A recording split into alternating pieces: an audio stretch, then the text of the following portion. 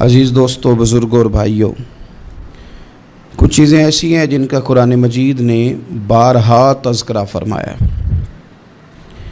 قرآن پاک کسی چیز کا ایک بات بھی ذکر کر دے تو وہ چیز ہمارے لیے دستور حیات اور منشور زندگی بن جاتی ہے۔ لیکن اگر اللہ تبارک و تعالیٰ کسی چیز کا بار بار تذکرہ فرمائے تو معنی یہ ہے کہ اس کی ہمیں بہت ہی زیادہ ضرورت ہے۔ ان چیزوں میں سے ایک چیز صبر ہے۔ قرآن پاک نے 100 سے زیادہ مرتبہ صبر کا تذکرہ فرمایا۔ اتنی بڑی بات کو سمجھیے گا کہ 100 سے زیادہ مرتبہ قرآن پاک نے تذکرہ کیا ہے صبر کا، اور مختلف انداز میں۔ کہیں فرمایا کہ وَبَشِّرِ الصَّابِرِينَ، اے محبوب صبر کرنے والوں کو خوشخبری سنا دیجیے۔ کہیں فرمایا اِنَّ اللَّهَ مَعَ الصَّابِرِينَ، بے شک اللہ صبر کرنے والوں کے ساتھ۔ تو مختلف انداز میں، مختلف طریقوں سے اللہ تعالیٰ نے صبر کا تذکرہ فرمایا۔ سوسائٹی کے اندر، معاشرے کے اندر اور مسلمانوں کے اخلاقی رویوں کے اندر اگر صبر کو داخل کر لیا جائے تو ہم محسوس کریں گے کہ ہماری زندگی نہ صرف یہ کہ آسان ہو گئی ہے بلکہ محبتوں والی ہو گئی ہے، چاہتوں والی ہو گئی ہے۔ ہمارے رشتے ایک دوسرے سے ٹوٹ نہیں رہے بلکہ بننا شروع ہو گئے۔ تھوڑا سا صبر بہت ساری چیزوں کو ٹوٹنے سے بچا لیتا ہے۔ قرآن مجید کی جو آیت کریمہ میں نے تلاوت کی، یہ سورہ آل عمران کی آخری آیت ہے۔ اللہ تعالیٰ نے فرمایا یا ایھا الذین آمنوا اصبروا وصابروا، اے ایمان والو صبر کرو، صابر بنو۔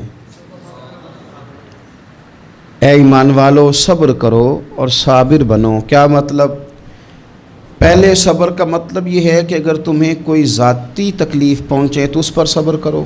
وصابروا، اس کا معنی یہ ہے کہ اگر دشمن کے مقابلے میں کسی اور کی طرف سے کوئی تکلیف آئے تو اس پر بھی صبر کرو۔ پھر فرمایا ورابطوا، اور ہمیشہ کمر بستہ رہو، اسلامی سرحدوں کے پہرے دار رہو۔ واتقوا اللہ، اللہ سے ڈرتے رہو۔ لعلکم تفلحون، اس امید پر کہ اللہ تمہیں کامیابی عطا فرما دے، تم فلاح پا جاؤ۔ یا ایھا الذین آمنوا اصبروا وصابروا، اے ایمان والو صبر کرو اور صابر بنو۔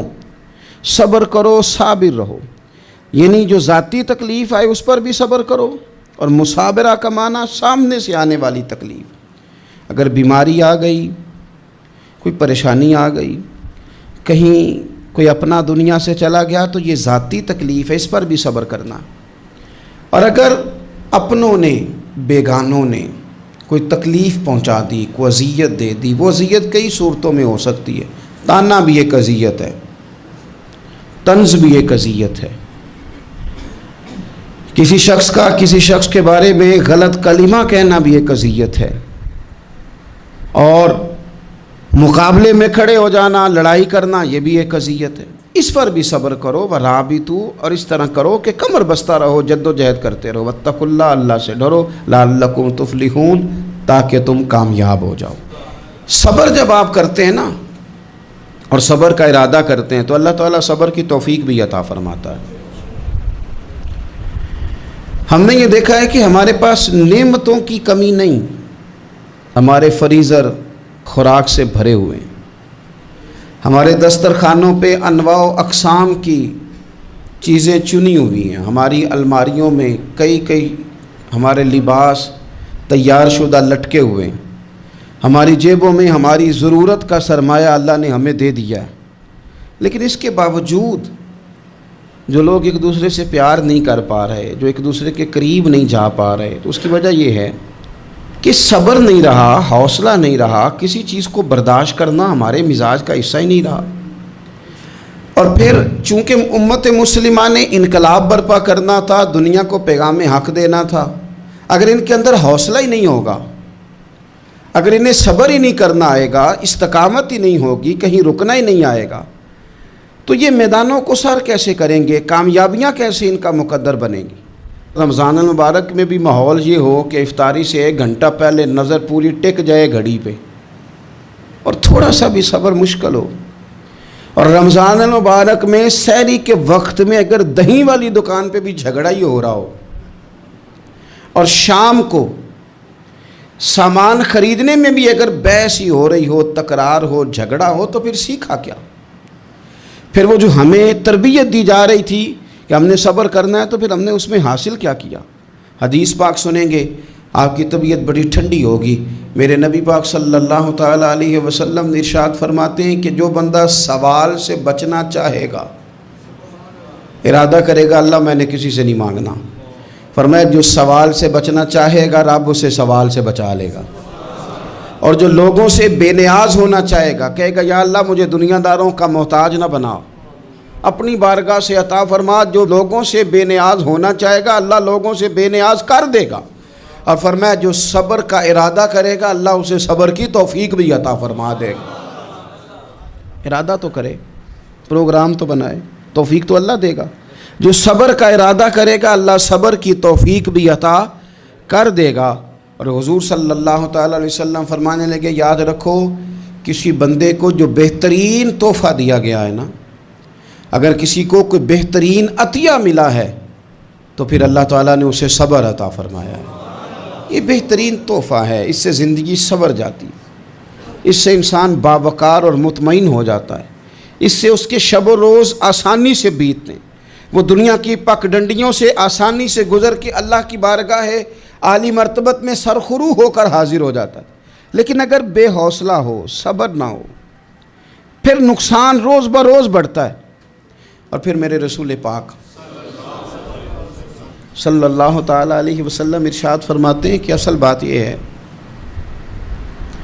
کہ اللہ تعالیٰ نہ کسی بندے کا درجہ بلند کرنے کا ارادہ فرماتا ہے، لیکن اس کے اعمال اس طرح کے نہیں ہوتے کہ اس کا درجہ بلند کیا جائے۔ اب رب کیا کرتا ہے، اللہ تعالیٰ اس کو مال کی، جان کی، اولاد کی کسی مشکل میں ڈال دیتا ہے، اس مصیبت پر وہ بندہ صبر کرتا ہے تو اللہ تعالیٰ اس کا درجہ بلند فرما دیتا ہے۔ اعمال اس قابل نہیں تھے کہ درجات بلند ہوں، وہ اعمال کی بنیاد پر نہیں کر سکتا تھا تو اللہ نے کسی مشکل میں ڈال کے نا اپنے فضل سے درجہ بلند کر دیا۔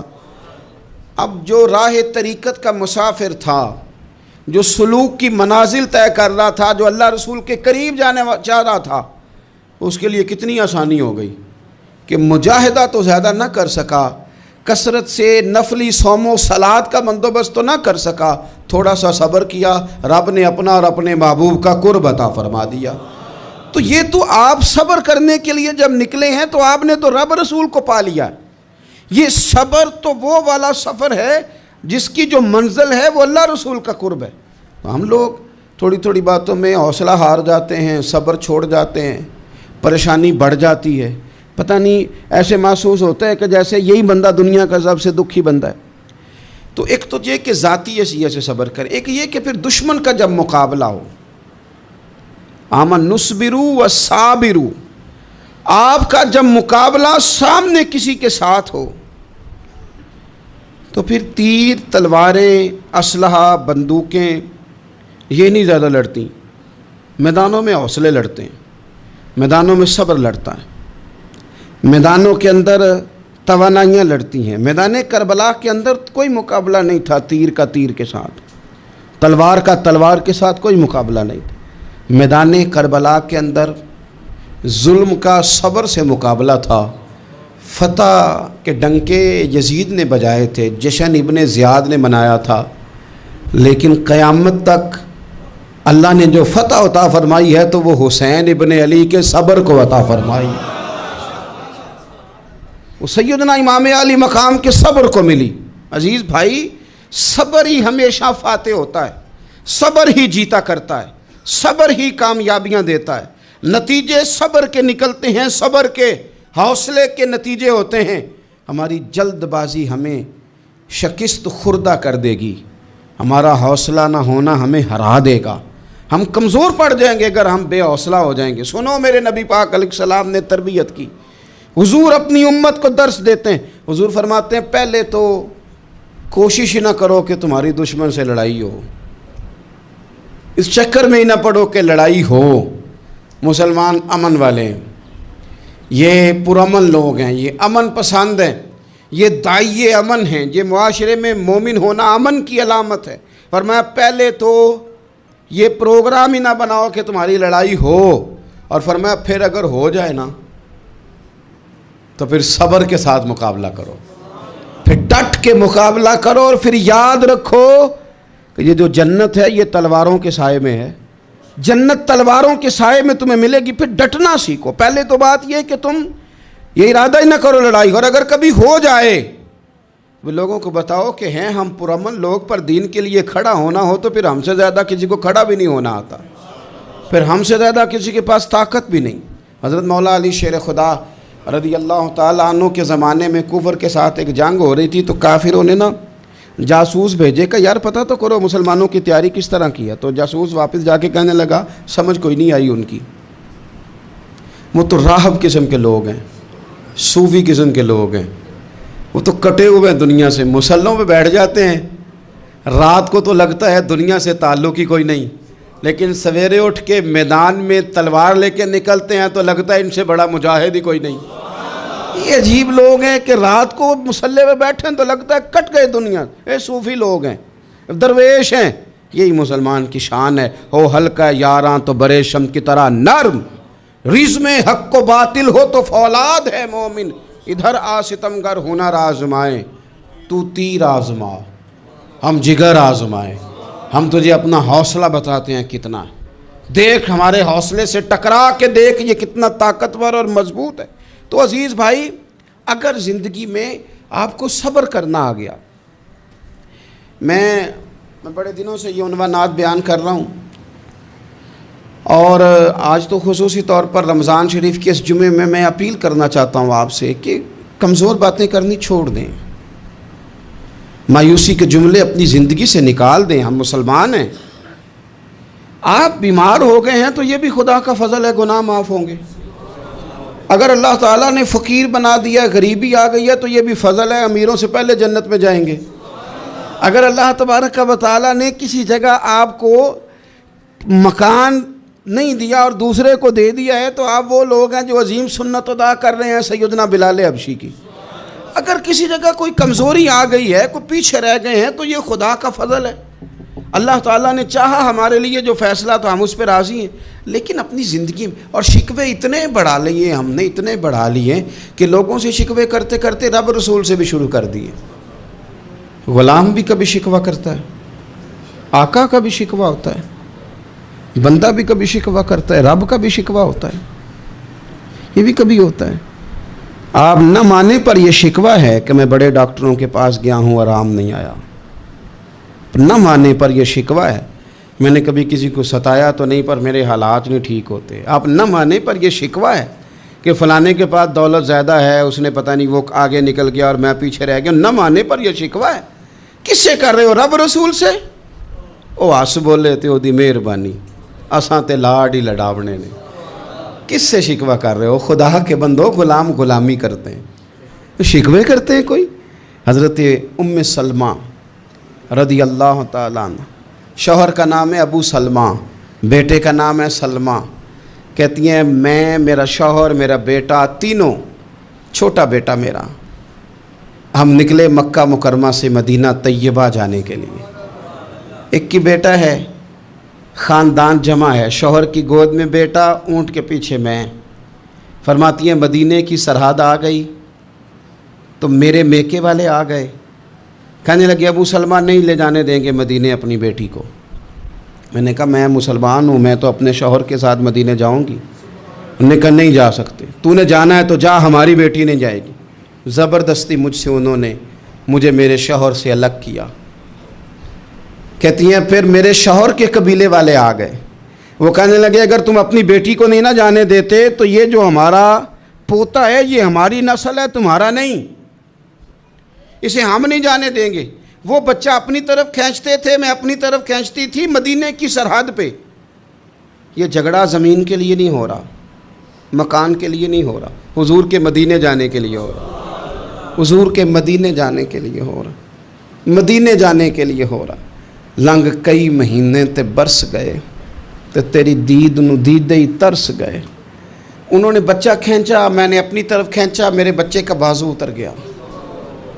فرماتی ہیں میرے شوہر مدینے چلے گئے، بیٹا میرا میرے سسرال والے لے گئے، مجھے میکے والے لے گئے۔ آج بھی کچھ سیانے بندے کہتے ہیں اس کو نکال دو اور بچے چھین لو۔ ان کا بھی خیال تھا کہ بیٹا لے جائیں گے نا تو ابو سلمہ بھی مدینے سے واپس آ جائے گا، یہ بھی واپس آ جائے گی۔ او یار، اتنا بڑا بھی ظالم کوئی نہیں ہوگا جو ماں باپ سے بچے جدا کرے۔ فرماتی ہیں کہ وہ لے گئے چھین کے، میں میکے چلی گئی، لوگ روٹی کھاتے تھے، میرے حلق سے نہیں گزرتی تھی۔ زمانہ سویا کرتا تھا، میں سو نہیں پاتی تھی۔ بیٹا کہاں، شوہر کہاں، میں کہاں۔ ام سلمہ کتنی دیر تکلیف کاٹی؟ جناب ام سلمہ کہنے لگی لوگوں 1-2 دن نہیں، پورا سال بیت گیا، پورا سال، پر جے سونا ہی میرے دکھ وچ راضی، جے سونا ہی مارو مارو مینو مار مکاؤ، میں کوئی عذر نہ پیش لے آواں، او جے سونا ہی میرے دکھ وچ راضی، پھر سکھ نو چلے ڈاواں۔ فرمایا سال بیت گیا، لوگ صبح اٹھ کے کام کاج پہ لگ جاتے، کپڑے بدلتے، ڈیوٹیاں کرتے، اور میں سویرے اٹھ کے اس جگہ آ جاتی جہاں میرا شوہر اور میرا بیٹا بچھڑا تھا۔ میں سارا دن روتی، آہوزاری کرتی، حضور کے مدینے کی طرف منہ کر کے میں تڑپتی۔ سال بیت گیا، سال، ایک ہفتہ نہیں نکلتا بچوں کے بغیر۔ بڑے بڑے سیانے لوگ پردیس جاتے ہیں تو بچوں کی فوٹو دیکھ دیکھ کے روتے ہیں، لیکن کہتی ہیں ماں تھی، بیٹا بچھڑا اور پھر بیٹا بیمار ہو اور ماں سے جدا ہو، کتنی تکلیف کا منظر ہے۔ آپ فرماتی ہیں کہ 1 سال بیت گیا اور میں نے کسی کی منت نہیں کی، میں نے کوئی شکوہ نہیں کیا، اس لیے کہ جس حال میں رب و رسول رکھیں، یہ حوصلہ، یہ صبر، یہ توانائی۔ 1 سال کے بعد میرے چچا کا بیٹا میرے پاس سے گزرا، تڑپتے دیکھ کر کہنے لگا میری بہن تو سارا دن روتی رہتی ہے۔ تو میں نے کہا بھائی تمہیں کیا بتاؤں، اس کا شوہر چلا جائے، بیٹا جدا ہو جائے، وہ کیا کرے گی؟ فرماتے اس نے جا کے میرے باپ سے، اپنے والد سے، میرے خاندان والوں سے کہا اس کی سزا کب ختم ہوگی؟ اس غریبنی کا قصور یہ ہے کہ یہ مدینے والے کا کلمہ پڑھتی ہے، اس کی غلطی یہ ہے کہ یہ مسلمان ہو گئی ہے، دین حق قبول کر لیا ہے، کیوں نہیں تم خیال کرتے؟ کہتے ان کے دل نرم ہوئے، وہ رضامند ہوئے مجھے مدینے جانے پہ۔ پھر اس نے کوشش کی میرے سسرال پیغام بھیجے، کب بس کرو، اور بچہ تو چڑیا کا جدا ہو جائے تو وہ تڑپا کرتی ہے، اور تم نے ایک جیتی جاگتی ماں کا بیٹا جدا کیا ہے۔ وہ بھی نرم ہوئے، رب نے اسباب بنائے، میرا بیٹا مجھے ملا۔ کہنے لگے تو رہ جا، میں نے کہا نہیں، تم مسلمان نہیں ہو، تمہیں پتہ نہیں نا، میں یہاں نہیں رہ سکتی، مجھے مدینے ہی جانا ہے۔ اکیلی اتنا سفر، جنگلوں کا رستہ، پہاڑی رستہ طے کر لو گی؟ میں نے کہا میں کر لوں گی۔ جنوں ویک کے ٹھر دیاں اکھیاں نے تو جنوں ویک کے ٹھر دا سینہ ہے، ربا تیری ساری خدائی چ ایک کی تے شہر مدینہ ہے۔ کہتی میں اونٹ پہ بیٹھی، بیٹا میں نے گود میں بٹھا لیا، میں سفر کرنے لگی، پر دل میں کھٹکا تھا کہ اتنا لمبا سفر، بیٹا چھوٹا ہے، کیسے کروں گی؟ کہتے مجھے عثمان بن طلحہ مل گئے، کہنے لگے کہاں جا رہی ہو بہن؟ میں نے کہا مدینے۔ کہنے لگے اکیلے جاؤ گی؟ میں نے کہا جانا تو ہے نا، کوئی ساتھ چلے نہ چلے پر شہر رسول تو جانا ہے نا۔ آپ فرماتی ہیں میں نے عثمان بن طلحہ سے نیک بندہ کوئی نہیں دیکھا، میرے اونٹ کی لگام تھام لی۔ جب مجھے اونٹ پہ بٹھاتے تھے نا، اونٹ بٹھا کے چلے جاتے تھے، میں بیٹھ جاتی تھی تو آ کے لگام تھامتے تھے۔ جب کہیں مجھے اتارتے تھے تو اونٹ بٹھا کے چلے جاتے تھے، میں اتر جاتی تھی تو اونٹ کو باندھتے تھے۔ سونا ہوتا تھا تو اونٹ بٹھا دیتے، میں اتر جاتی، وہ دور جا کے لیٹ جاتے۔ فرماتی تھی پھر میرے لیے میرے رب نے اسباب پیدا کیے اور میں مدینہ پہنچی، میں شوہر سے ملی، اور لوگوں میرے نصیب دیکھو، میں رہنے کہاں لگی؟ حضور کے مدینے میں، شہر رسول میں، شہر رہ پائے نظر ہوش میں آ، یہ کوہ نبی ہے، میں حضور کے حرم کی زمین اور قدم رکھ کے چلنا۔ ارے سر کا موقع ہے او جانے والے، مدینے کے خطے خدا تجھ کو رکھے، غریبوں فقیروں کے ٹھہرانے والے۔ کہتی ہے میں وہاں بسنے لگی۔ آپ فرماتی ہیں مسلمانوں شاید مجھ سے زیادہ تکلیف کسی نے نہ سہی ہو، پر دیکھو 1 سال پورا میں تکلیف میں رہی، اور جب میرا صبر سال کو پہنچا، صبر کی عمر 1 سال ہوئی، تو پھر رب نے بندوبست کیا، پھر میرے گھر والے بھی نرم ہو گئے, سسرال والے بھی نرم ہو گئے, رب نے میرے آنے جانے کے لیے ایک بندے کا بندوبست بھی فرما دیا, پھر میرا شوہر تک بھی میں پہنچ گئی, مجھے مدینہ الرسول بھی نصیب ہوا. 1 سال میں نے صبر کیا تھا, رب نے مجھے مستقل مدینے کا ٹھکانہ عطا فرما دیا. لیکن جو بندہ صبر ہی نہ کر پائے, جو صبر ہی نہ, جو کہ جی بڑی دور سے آیا ہوں, بڑی دیر ہو گئی, بڑا ٹائم ہو گیا, کب جا کے مسئلہ حل ہوگا, وہ جو آپ نے بتایا تھا وہ تعویذ کب اثر کرے گا, وہ دعا کب قبول ہوگی, وہ فلانا معاملہ کب, بھئی یہ ڈیٹ تو آپ کو رب رسول ہی دے سکتے ہیں. بندہ تو کوئی اطلاع ہی دے گا, پیغام ہی دے گا, دعا ہی کرے گا. اگر زندگی میں حوصلہ ہی نہیں ہوگا, اگر آپ کو یہ قرار ہی نہیں آئے گا, ٹھہرنا ہی نہیں آئے گا کسی میدان میں. دیکھیں کچھ ایسی اذیتیں ہوتی ہیں جو اذیت ناک ہوتی ہیں, لیکن اگر غلامی میں آ جائے نا آپ تو وہ اذیت ناک نہیں ہوتی, اس چبھن میں مزہ آنے لگتا ہے. کئی درد بھی مزیدار ہوتے ہیں, کئی درد بھی, کبھی زخم ٹھیک ہونے پہ آ جائے نا تو اسے چھیڑو تو مزہ آتا ہے, اس لیے کہ کچھ درد بھی مزیدار ہوتے ہیں. آتش سے کسی نے کہا تو روتا بڑا ہے, اس نے کہا محبوب کی یاد میں تڑپتا ہوں, ابھی تو ایک دل ہے, میرے تو خواہش تھی کبھی 2 ہوتے نا تو صحیح کر کے تڑپتا. رب نے دل ایک بنایا, کہتا وہ مزہ دیا ہے تڑپ نے کہ میری آرزو ہے یا رب, میرے دونوں پہلوؤں میں دل بے قرار ہوتا. درد میں بھی مزہ ہے, پر شرط یہ ہے کہ لوگ درد میں بھی جینا سیکھیں. ہم نہ آرام میں جینا چاہتے ہیں, پنکھے کے نیچے جینا چاہتے ہیں. کاش کہ ہمیں صحرا میں بھی نیند کا مزہ لینے کا طریقہ آئے, پھر زندگی کے سارے راستے آسان ہیں, پھر اقرار بھی مشکل نہیں. لیکن چونکہ حوصلہ نہیں, صبر نہیں, وہ والا قرار نہیں جو ایک مسلمان سے رب رسول کا مطالبہ ہے. حدیبیہ کے موقع پہ نا نبی پاک صلی اللہ علیہ وسلم نے جو شرطیں کافروں کے ساتھ طے کی تھی نا, حضور نے نور بصیرت سے کی تھی نا, تو انہی شرطوں نے پھر فتح کے باب کھول دیے. ان فتحنا لک فتحا مبینا. ایک شرط یہ تھی کہ اگر کوئی مسلمان مدینے سے مکے آئے گا تو مکے والے واپس نہیں کریں گے, رکھ لیں گے. پھر غور کریں, کوئی مسلمان اگر مدینے سے مکے آئے گا تو مکے والے واپس نہیں کریں گے, اور اگر کوئی بندہ مسلمان اپنے آقا کی مرضی کے بغیر مسلمان ہو جائے اور وہاں سے وہ مدینے آئے گا تو حضور پناہ نہیں دیں گے. تو میرے بھائی, محبوب کی طرف سے آنے والا نہ صرف سوکھ ہی نہیں قبول کرنا چاہیے, دکھ بھی قبول کرنا چاہیے, دکھ بھی قبول کرنا چاہیے.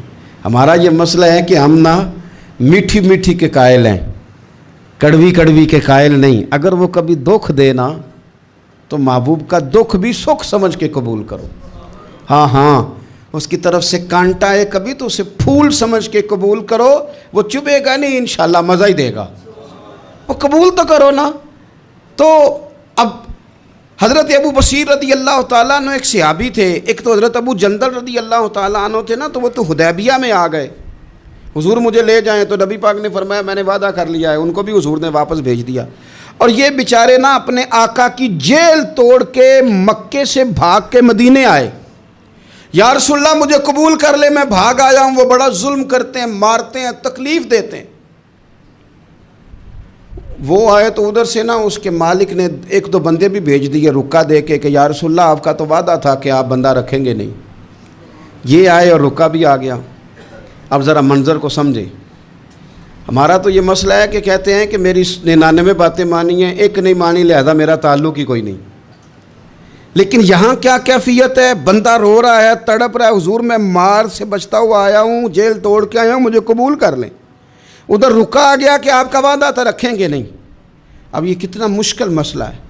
لیکن رسول پاک علیہ الصلاۃ والسلام نے فرمایا ابو بصیر میں نے وعدہ کیا یار تجھے واپس جانا پڑے گا. ہوئے ہوئے ہوئے. لوگ تو کہتے ہیں نا کہ وہ پیر صاحب نے کہا تھا تو میرا کام نہیں ہوا, لہذا میری بیعت ہی گئی, چھٹی ہو گئی. ماحول ہی بڑا عجیب ہے. حضور نے فرمایا واپس جا, لیکن جے کر یار دے نام دا ملے مینا. پھر انہوں چولی پا لئیے مینے نو, پنجے سٹیے نہ, جے کر یار دے نام دا. سامنے والے نے تانا سمجھ کے دیا تھا, پر یار کے نام کا تھا نا. اس نے کہا لا صحیح, سونے کے نام کا ہے نا. تانا ہوا تو کیا ہوا. جے کر یار دے نام دا ملے مینا, انہوں چولی پا لئیے پنجے سٹیے نہ. تے جے کر یار دے نام دی ملے سولی، پھر جھوٹا جھوٹ لئیے تے پیچھے ہٹیے نہ، جھوٹا جھوٹ لئیے۔ اب لکھنے والے کا بھی اپنا انداز ہے نا، کہتے ہیں یہ بھی میرے لیے جھولا ہی ہے، یہ بھی آرام کی جگہ ہی ہے، جھوٹا جھوٹ لئیے تے پیچھے ہٹیے نہ۔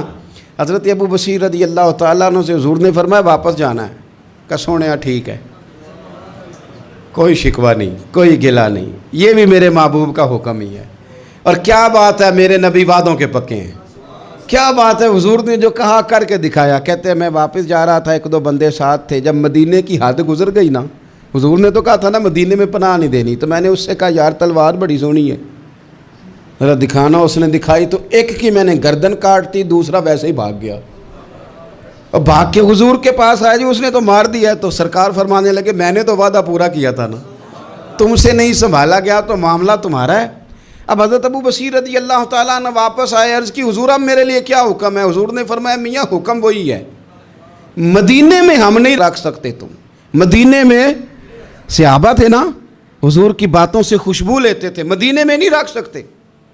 حضرت ابو بصیر کہتے ہیں میں مدینے کی سرحد سے نکل گیا، اس جگہ چلا گیا جو نہ مکے کی ریاست میں تھا نہ مدینے کی، ایک مقام ایس تھا جہاں میٹھے پانی کے کنویں تھے، وہاں رہنے لگا۔ حضرت ابو جندل کو پتہ چلا کہ ایک نیا ٹھکانہ بن گیا، وہ بھی جیل توڑ کے آ گئے، 70 بندے آ گئے، وہاں سے قافلے گزرتے تھے کافروں کے، یہ بھی مسلمانوں کو تنگ کرتے تھے، اگر مکے سے کوئی قافلہ گزرتا تھا تو ہم نے بھی ان کو پکڑا، کافر کا مال مال غنیمت اسباب بن گیا۔ اور وہ جب قافلہ لے کے آتے تھے تو ڈرے ہوتے تھے، اور ان کو تو ستایا تھا نا، کہتے ہمیں ستایا بڑا تھا، ہم تو انقلابی بن گئے تھے، ہم تو رکھ لیتے نا، بڑی منت کرتے، بڑی جان مشکل سے چھڑاتے، 70 بندے ہو گئے، پھر 300 ہو گئے۔ تب وہ بصیر کہتے ہیں دنیا مدینے جاتی تھی لیکن ہم تڑپتے تھے، ہم تڑپتے تھے، روت لنگ گئی ہے پھر باہر آندی تے اج چٹھیاں مدینے آئیاں نہیں، ہم تڑپتے تھے کہ یار کوئی موقع ملے، روز رات کو روتے تڑپتے۔ 300 انقلابیوں کا جتھا صبر سے بیٹھا ہے مدینے کی سرحد پہ، اندر آنے کی اجازت نہیں، پر غلامی میں روز اضافہ ہو رہا ہے۔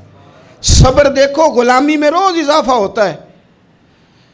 تنگ آ گئے کافر، پہلے بڑی ڈینگیں مارتے تھے کہ دیکھو ہم نے کیسی شرط منوائی ہے، کیسی شرط منوائی ہے کہ ان کا بندہ آئے گا تو ہم واپس نہیں کریں گے، ہمارا جائے گا تو انہیں کرنا پڑے گا۔ پھر اتنے تنگ آئے کہ خود آ کے کہنے لگے حضور مہربانی کریں، یہ شرط تو ختم کرے نا، اور ان 300 کو تو مدینے بلائیں، مہربانی فرمائیں۔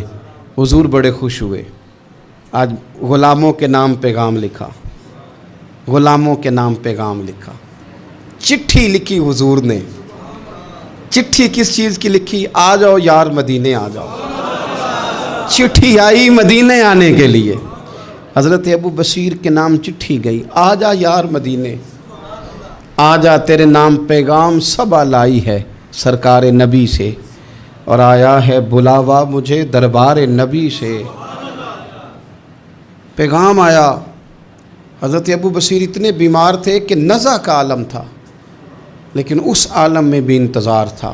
اس آخری ویلے اکھیاں میریاں رات تکنائے تیرا تے سجنا کچھ بھی نہیں جانا، یہ پا جاویں ایک پھیرا تے سر میرے تے آن کھلویں تے پھر پردہ رہ جائی میرا، سوکھا نکلے صاحب ظہوری یہ ویخ لوے مکھ تیرا۔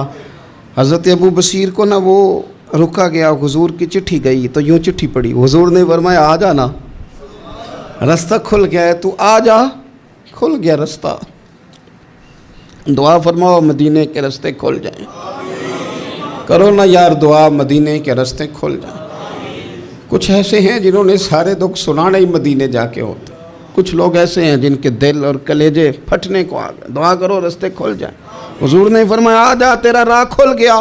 حضرت ابو جندل کہتے ہیں میں سرانے کھڑا تھا، حضرت ابو بصیر کے خط پڑھا، مسکرائے، اشارے سے کہنے لگے کہ دیکھ میرے نبی کا خط ہے، حضور کی چٹھی میرے نام آئی ہے، پڑھنا۔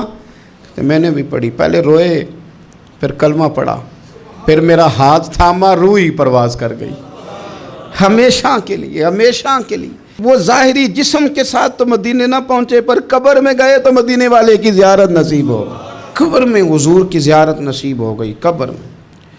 حضرت ابو جندل کہتا ہے میں نے جنازہ پڑھا اور اسی مقام پہ جہاں انہوں نے انتظار کیا تھا نا، وہ مقام میں انتظار ان کا مزار بنا، مزار کے ساتھ مسجد بنی، مسجد کا نام مسجد ابو بصیر رکھا گیا۔ انہوں نے اس انتظار میں جان دے دی پر صبر کیا، شکوہ نہیں کیا۔ یارو اتنی شکایتیں، اتنے شکوے، ایک بات میرا اور کرنے کو دل کر رہا ہے۔ ایک صحابی تھے حضرت عاصم بن ثابت رضی اللہ تعالیٰ عنہ، جنگ احد میں نا حضور کے ہاتھ پہ موت کی بیعت کی، جنگ احد میں بیعت کی، سونیا تیرے نام پہ مرنا، ڈٹ کے لڑے۔ سلافہ بن سعد کے 2 بیٹے بدر میں قتل کیے انہوں نے۔ اس نے قسم کھائی کہ معاذ اللہ میں ان کا سر منگا کے تو ان کی کھوپڑی میں شراب پیوں گی۔ سلافہ بن سعد نے یہ قسم کھائی کہ میرے 2 بیٹے قتل کیے ہیں، میں ان کی کھوپڑی میں شراب پیوں گی معاذ اللہ۔ ایک قبیلہ غزیل تھا، انہوں نے احد کے بعد حضور سے کہا کچھ قاری ہمیں دے دیں، ہم نے قرآن سیکھنا ہے۔ تو نبی پاک نے کچھ بندے بھیجے تو عاصم بن ثابت کو بھی بھیجا، لیکن انہوں نے دھوکہ کیا، وہاں جا کے ان کو گرفتار کر لیا۔ جب گرفتار کر کے مکے والوں کے ہاتھ بیچنے لگے تو حضرت عاصم بن ثابت نے تلوار نکال لی، فرمانے لگے میں کافر کا قیدی ہو کے جینے سے بہتر ہے شہادت کی موت مر جاؤں۔ کافروں کا قیدی لڑے اور فرمانے لگے میرے کمان میں تیر باقی ہے، میں لڑوں گا اور اتنا لڑوں گا کہ تمہیں پتہ چلے گا مجھے لڑنا آتا ہے۔ اور فرمایا میں صبر کروں گا اور صبر کر کے دکھاؤں گا، میں ڈٹوں گا اور تمہیں ڈٹ کے۔ اکیلا بندہ میدان میں ڈٹ گیا، اکیلا۔ جب تیر ختم ہو گئے تو پھر نیزہ نکال لیا۔ یہ بات آپ کو اس لیے سمجھا رہا ہوں کہ کچھ لوگ کہتے ہیں جی میں اکیلا کیا کروں، تو یہ آخر میں یاد رکھیں کہ صبر آپ نے کرنا ہے چاہے اکیلے بھی رہ جائیں، حوصلہ کرنا ہے چاہے اکیلے بھی رہ جائیں۔ اکیلے لڑے، تیر ختم ہو گئے تو نیزہ نکال لیا، خوب لڑے۔ اب اس نے قسم کھائی تھی کہ میں نے ان کی کھوپڑی پہ معاذ اللہ کھوپڑی منگانی ہے، سر منگانا ہے، اور یہ جو لے جا رہے تھے دھوکے کے ساتھ یہ بھی بیچنے لے جا رہے تھے۔ تو جب تھک گئے نا اور چاروں جانب سے جسم میں تیر پہ وسط ہو گئے تو دعا مانگی، اکیلا بندہ اور صبر کا مقام، دعا مانگی، کہا اے اللہ میں نے آخری دم تک تیرے دین کی حفاظت کی ہے، اب تو میرے جسم کی حفاظت کرنا، ان کے ہتھے نہ چڑھ جائے میرا جسم۔ حضرت عاصم بن ثابت رضی اللہ تعالیٰ عنہ شہید ہو گئے۔ کافر قریب گئے جسم پکڑنے کے لیے، گرفتار کرنے کے لیے، سر کاٹنے کے لیے، تو شہد کی مکھیاں آ گئیں، پورے جسم پہ قبضہ کر لیا۔ قریب جاتے تو مکھیاں لڑتی، کہنے لگے پیچھے ہٹ جاؤ، شام ہوگی نا توڑ جائیں گی، پھر ہم سر کاٹ لیں گے۔ شام تک چاروں جانے بیٹھے رہے، نہ کوئی ہوا آئی، نہ کوئی بادل برسا، نہ کوئی طوفان آیا۔ شام کو انہوں نے اٹھانا تھا، ایک ریلا آیا پانی کا اور جناب عاصم بن ثابت کی لاش مبارک کو بہا کے لے گیا۔ میرے رب نے اس میدان میں بھی یہ بتلایا کہ جو صبر کرے نا رب اس کے جسم کی بھی حفاظت فرمایا کرتا ہے، کہ جسموں تک کی آخری دم تک اللہ کی مدد ان کے سامنے حال رہتے۔ ربنا افرغ علینا صبرا وثبت اقدامنا فانصرنا علی القوم الکافرین۔ آخر دعوایا ان الحمد للہ رب العالمین۔